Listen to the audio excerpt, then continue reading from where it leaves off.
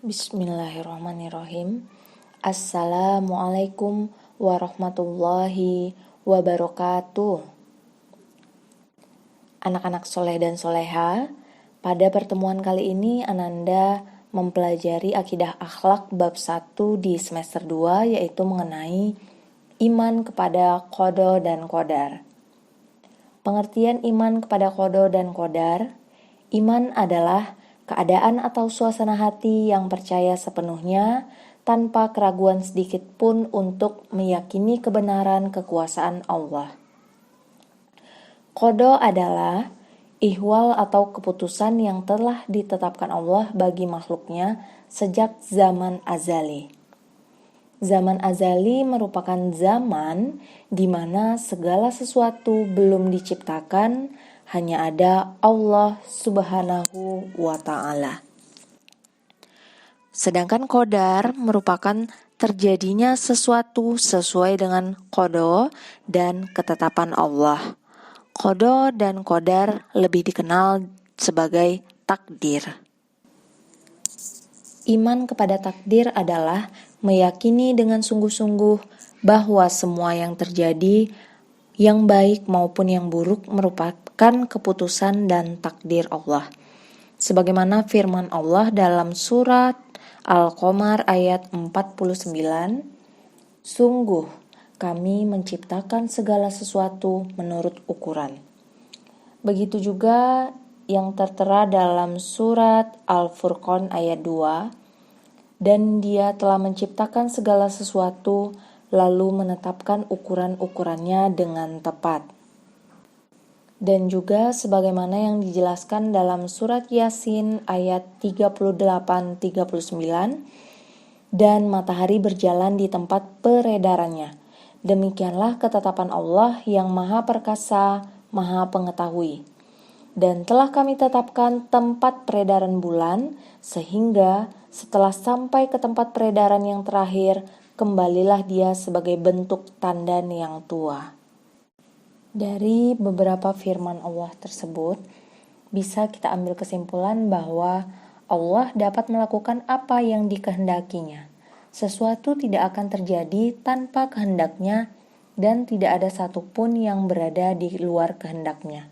Baik dan buruknya itu pasti sudah merupakan ketentuan yang ditetapkan oleh Allah Subhanahu wa Ta'ala, sebagaimana yang sudah ditulis dalam Lauhul Mahfuz.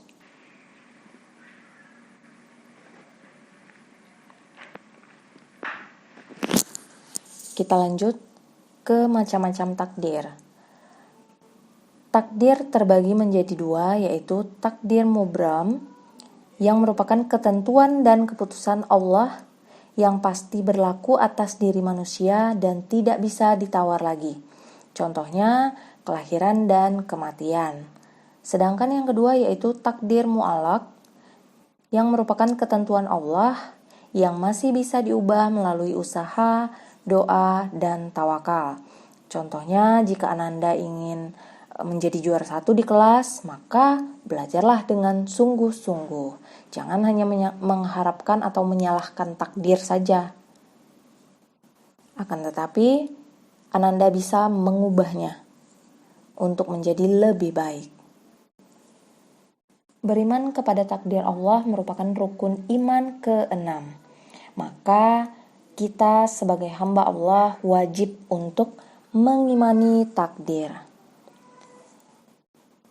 Ada beberapa tingkatan iman kepada takdir, di antaranya yaitu al-ilmu atau pengetahuan, yang kedua al-kitabah, penulisan, yang ketiga al-masyiah, kehendak, dan yang keempat al-kholiq, penciptaan.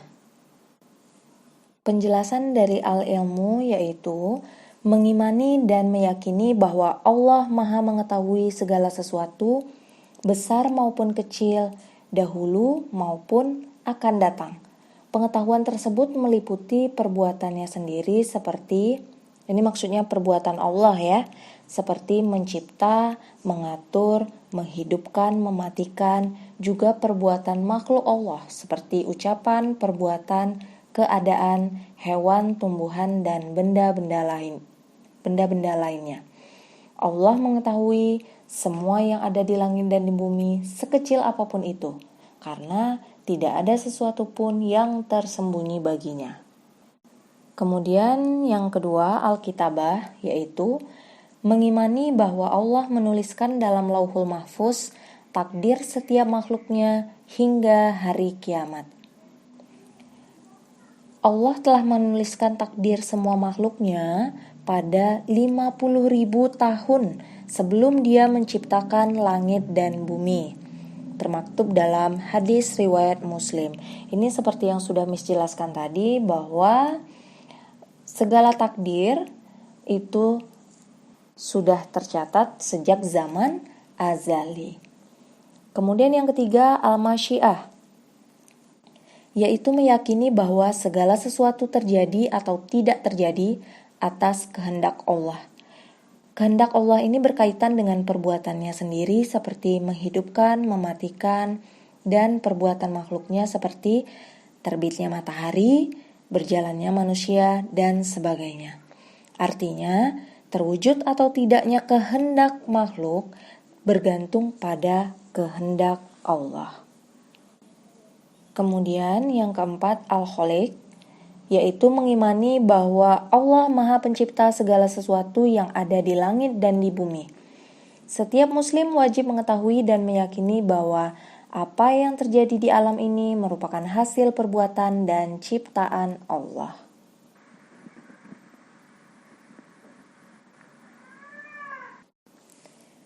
Iman kepada qada dan qadar tidak bertentangan dengan keyakinan bahwa hamba Allah memiliki kehendak dan kemampuan untuk melakukan sesuatu.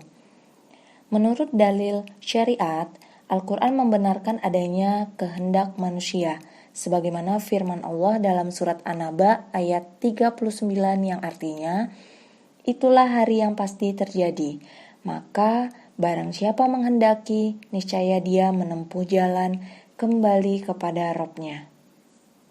Jadi, yang harus dipahami adalah setiap manusia memang punya kehendak dan kemampuan. Tapi semua itu juga bersesuaian dengan kehendak dan kekuasaan Allah semata. Karena alam semesta termasuk manusia merupakan milik Allah, sehingga tidak akan ada sesuatu pun yang terjadi di luar ilmu dan kehendaknya. Kita lanjut ke manfaat beriman kepada takdir. Yang pertama yaitu menambah semangat dalam beramal dan berusaha untuk meraih keridhaan Allah Subhanahu wa Ta'ala. Yang kedua, terhindar dari sifat sombong dan tinggi hati karena mampu mengukur keterbatasan diri. Yang ketiga, menghilangkan berbagai penyakit sosial yang menimpa masyarakat. Yang keempat, menumbuhkan keberanian hati untuk menghadapi berbagai tantangan, serta menguatkan keinginan untuk berbuat kebaikan dan ketaatan. Yang kelima, mengokohkan berbagai hakikat iman dalam jiwa dan menguatkan langkah dalam berdakwah. Kemudian yang terakhir, perilaku yang mencerminkan iman kepada qada dan qadar, yaitu diantaranya senantiasa menjalankan perintah Allah dan menjauhi larangannya. Yang kedua, senantiasa bekerja dan berusaha dengan maksimal. Misalnya Ananda tadi mau juara 1, harus berusaha. Jangan hanya mau nilai bagus tapi tidak mau berusaha. Tugasnya tidak dibuat, tugasnya selalu terlambat. Kalau ujian atau ulangan, nyontek, ya. Jangan seperti itu, karena Allah tidak akan ridho. Kemudian yang ketiga, senantiasa tawakal kepada Allah secara menyeluruh dan berdoa. Lalu, senantiasa mengisi kehidupan dunia dengan hal-hal positif agar mendapatkan kebahagiaan di akhirat kelak. Yang kelima, senantiasa merenungkan dan memperhatikan kebesaran Allah. Dan yang terakhir, senantiasa bersabar dan tabah dalam menghadapi ujian. Termasuk salah satunya keadaan kita saat ini. Ya, di masa pandemi ini kita harus banyak-banyak bersabar karena ini merupakan salah satu ujian yang diberikan Allah kepada kita.